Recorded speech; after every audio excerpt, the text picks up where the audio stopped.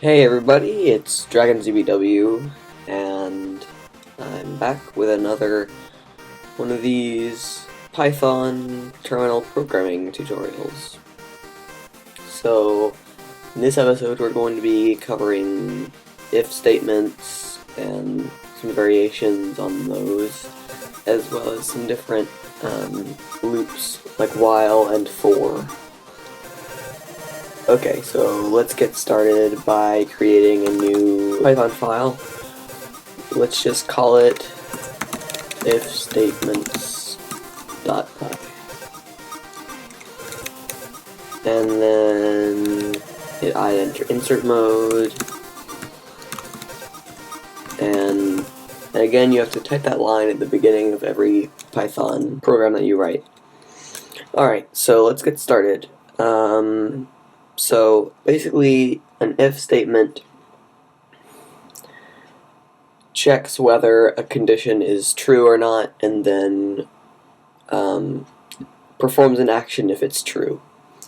So let's set a variable called I to 1. And let's say if I equals 1, print yes. So let me just explain the syntax of an if statement first. So if I, our variable, equals, which tests if something is equal to something else. You can't just use the singular equals, because that's a setting function, this is a getting function. Yeah, so it compares I to 1, and if I equals 1, then it will print yes. And this colon right here is very important. You have to have that at the end of all your if statements, and that applies to loops as well. So after the colon, you notice that I have a tab space here. You have to have that, or else it won't recognize print yes as part of the if statement. It will recognize it as part of the program as a whole and print it no matter what. So like if we wanted to break out of the if statement, we'd just say like print done or something, and that will print when the program is done running. So let's try it out. Let's run it with the Python command, and it'll say yes, done, because it was equal to 1. Now, there are different things you can do. You can do it with strings, and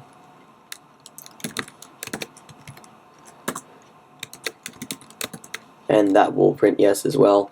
But and also there are different operators here that you can use. So if you want it to be, here, this is greater than or equal to, this is less than or equal to, this is greater than, less than, and of course equals. And you can use different math statements as well. So let's say I want to set this to 10, and I'm going to use the modulo statement, the modulo operator here, which just finds the remainder of two numbers. So it'll find the remainder of I and 2, and if that is equal to 0, which it should be, then it'll print yes. So I'm not actually going to run that. I'm just going to show you one application of this real quick. So I'll just say string equals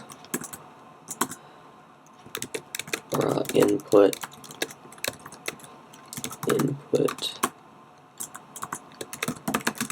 any.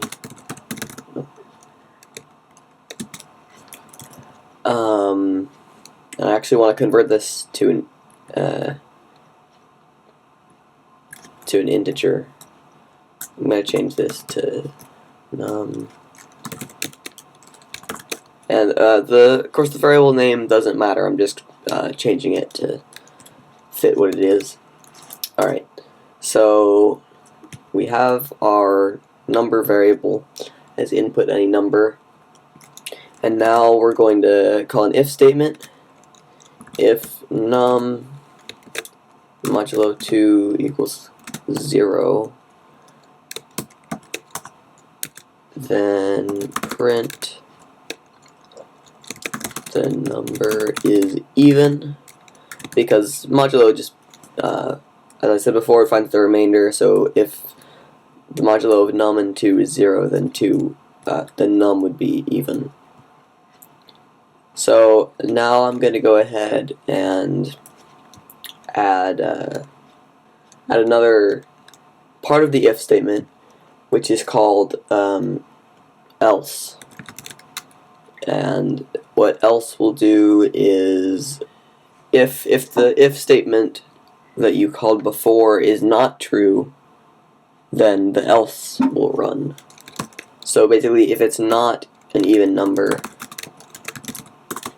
then print the number is not even, and then print the remainder of your number, and 2 was.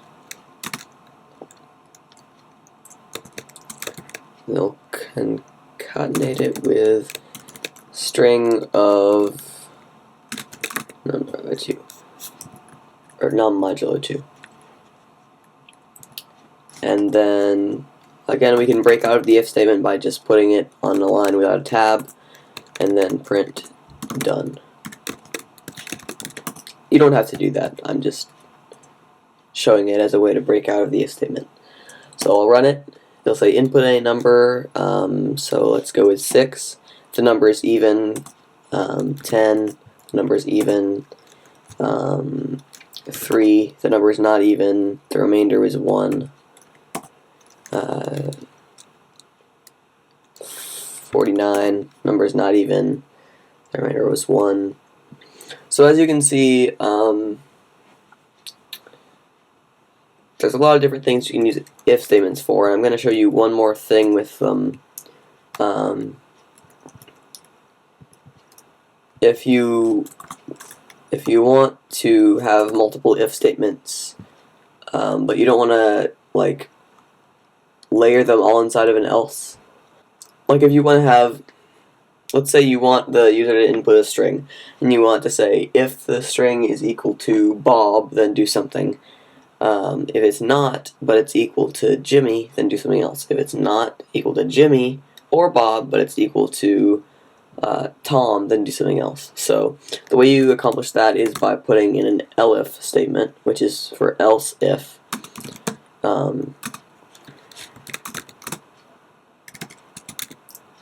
And that will just,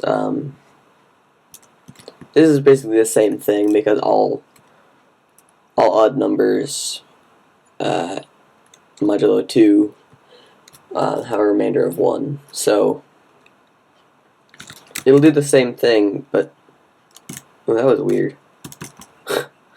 It'll do the same thing, but with an elif statement, which it does add extra code to this specific thing, but it's useful for a lot of other stuff, so it should still work the same. Yeah. Alright, so now I'm going to create a new program, and I'll name it loops.py. And I'm going to show you loops with this. Enter insert mode. Type the line of magic. And then let's get started. So I'm going to start with the while loop, because it's pretty simple. So first we're going to create a variable, let's call it counter, and we'll set it to 1. And then we'll do a while loop. So while counter, let's say while counter is less than 10, and you have to put a colon at the end of that, it will print that, and then it will increase the counter by 1. And this should count up all the way to 9. And if we wanted to, we could put counter is less than or equal to 10, and then it will count all the way to 10. So let me explain the while loop a little bit more. So it will take whatever condition you have here. So in this case, its counter is less than or equal to 10, and if that is true, it will do the code below, and then it will repeat again and check this again. So it's like an if statement that repeats itself. Anyway, that's the while loop. Let's move on to the for loop. So the for loop is a bit different from the for loop in other programming languages. Let's make a list. L equals 1, 2, 3, 4, 5, 6, 7, 8, 9, 10.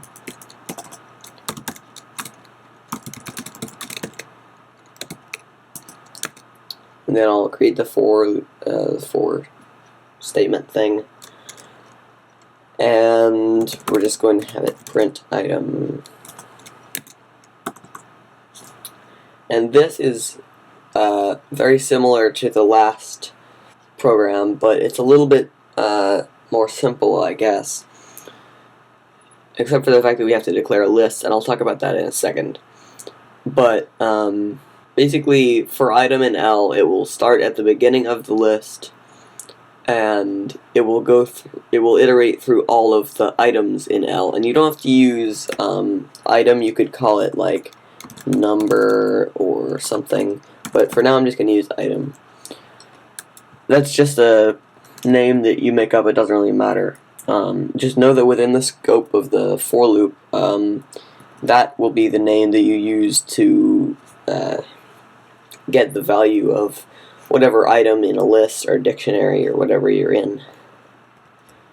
So printing the item will just result in the same thing as the other program that we wrote. It'll print all those numbers. However, then in this we have to declare an entire list. So let's go ahead and get rid of this list. We don't really need it. There's a better way to do this.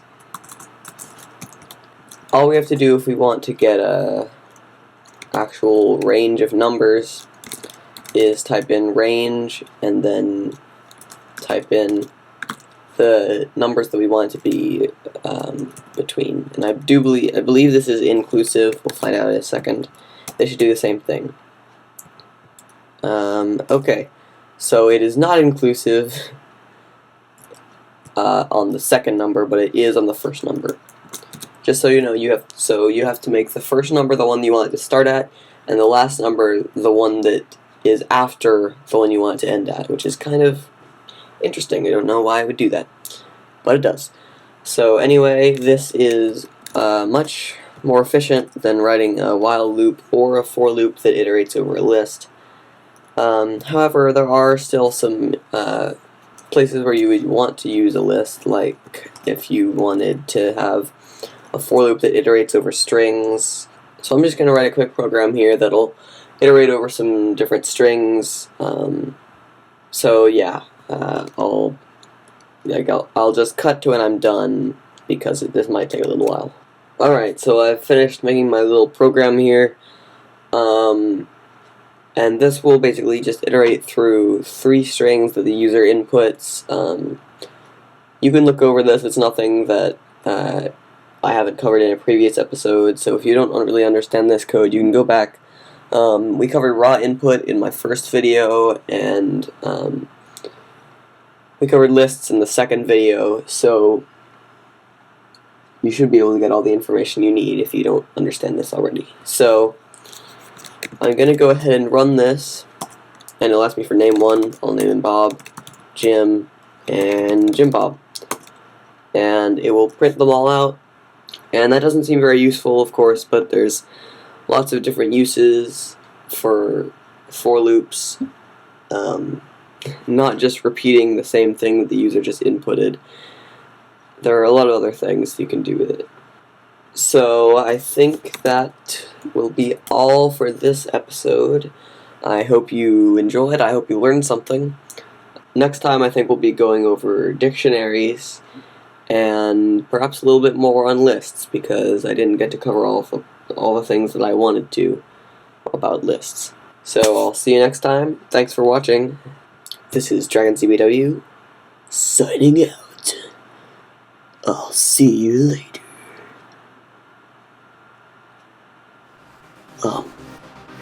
It's still recording. Crap.